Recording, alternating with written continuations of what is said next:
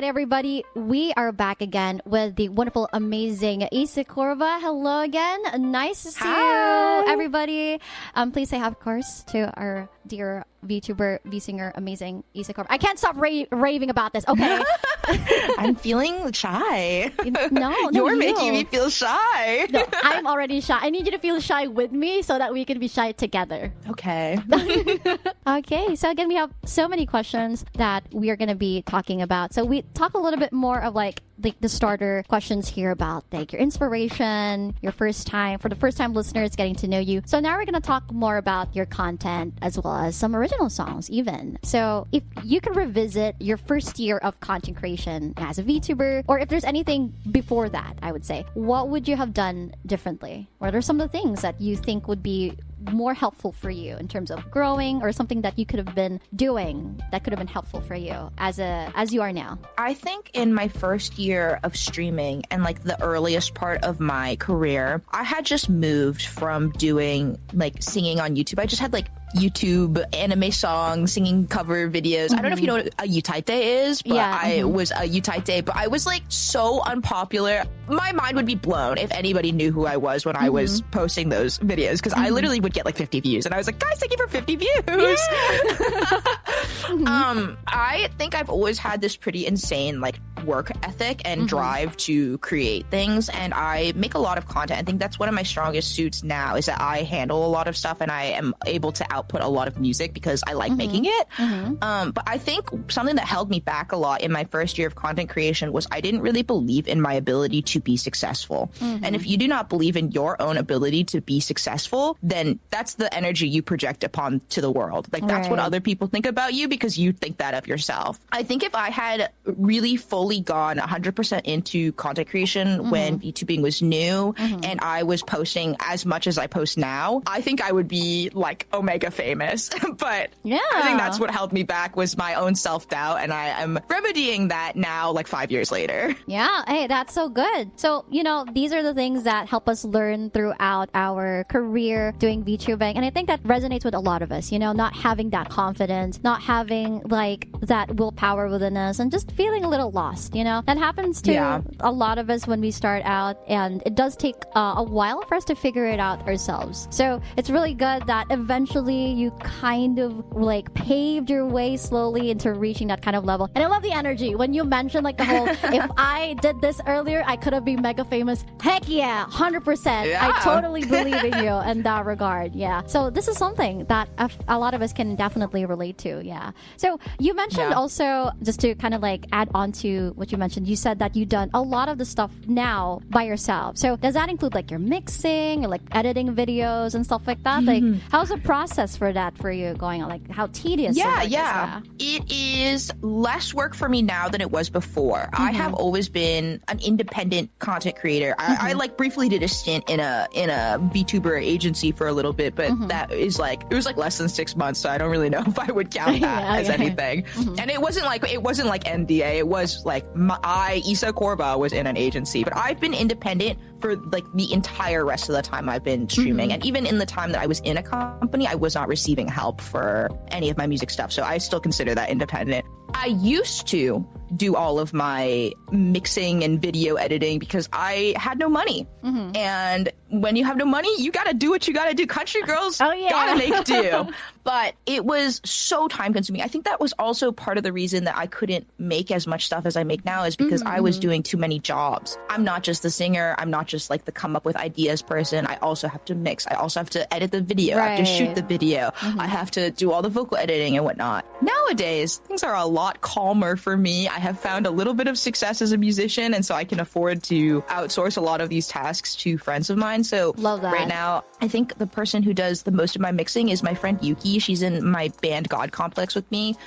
She's just like my resident mixer. I love her, and I love that I can pay her to do the thing I don't want to do.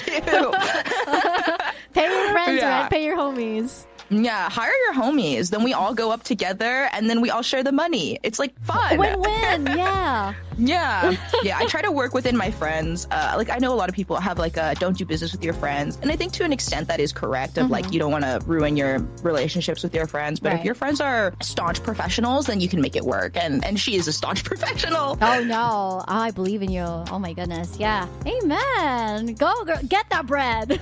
Yeah. I still do my own vocal editing, which is like tuning, like vocal pitch adjustment. I still do that. That's like the one thing that I have remained in charge of throughout getting rid of all of the extra tasks that I have. I just feel like nobody can do it as good as I can. I know what I want for my voice. I know exactly what I want to sound like. And so I don't really trust other people to do it. I have let other engineers do my vocal editing before, or they just use auto-tune instead of manual pitch correction. And it's never the way I want it. And I'm always like, give it back. I'm going to do it. Yeah, give it to me. Just give me it. I'll do it. Yeah. Okay, that's very understandable. Yeah, so I think it goes without saying that the experience does help you kind of like figure out how you want to portray the kind of music. 100%. Having experience in all of the fields and like knowing what good quality work looks like, or knowing how hard that work is, and knowing what needs to be done it's so valuable. It's kind of like multi-classing, if you're familiar with like RPG. Like if you've done a little bit of all of these classes, you'd be a little bit more proficient overall. So I picked up a little bit of everything. Hey, yo, interesting. All right. Hey, so we got to know more about that side of you, and it's really incredible to hear more about like how you do your content, your music, and again, friends, right? That's basically the gist of this entire answer to this question. Make money with your friends. Yeah.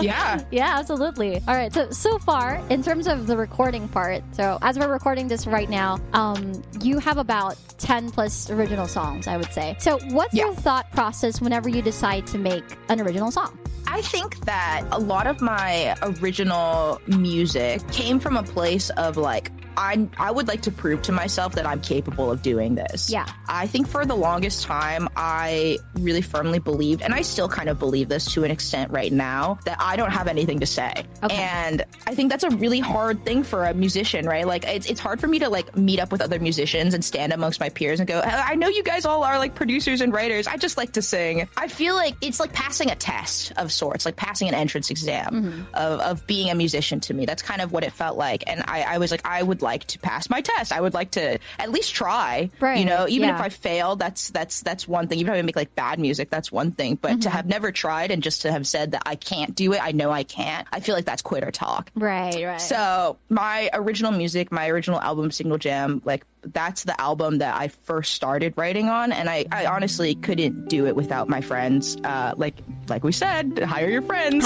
make money with your friends.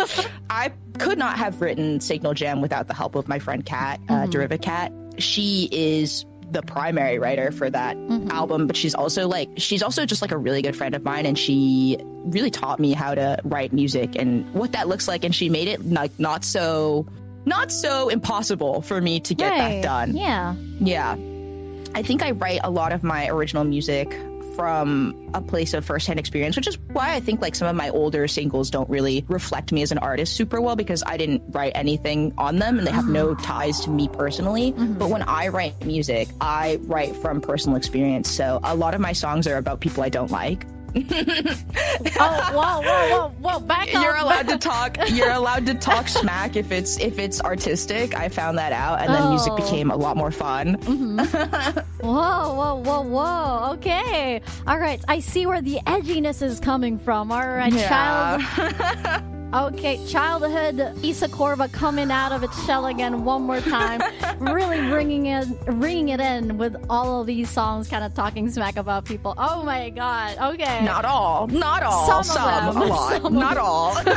Okay, not all. Okay. So if it isn't talking smack about people, what are the other topics that you would say is primarily kind of like the highlight of some of the songs that you also created? I wrote a song about like kind of missed connection, right person, wrong time kind of song. It's called Rewinding. It's also on Signal Jam. That's my album. I wrote that song not about somebody I don't like, but about somebody that I had a really deep connection with, like growing up. And I forgot that person. I entirely forgot that person. I forgot that I had that connection with that person. I forgot that I had those memories with that person. I kind of have memory issues. That's another thing that's kind of like influences a lot of my life and just who I am as a person. I have like pretty severe like ADHD memory issues. And so I can just forget like a person entirely. And that song is kind of about about me mourning the relationship that I did have with them. Not like a romantic relationship, but just like the connection. The entire relationship I had with this person. Okay.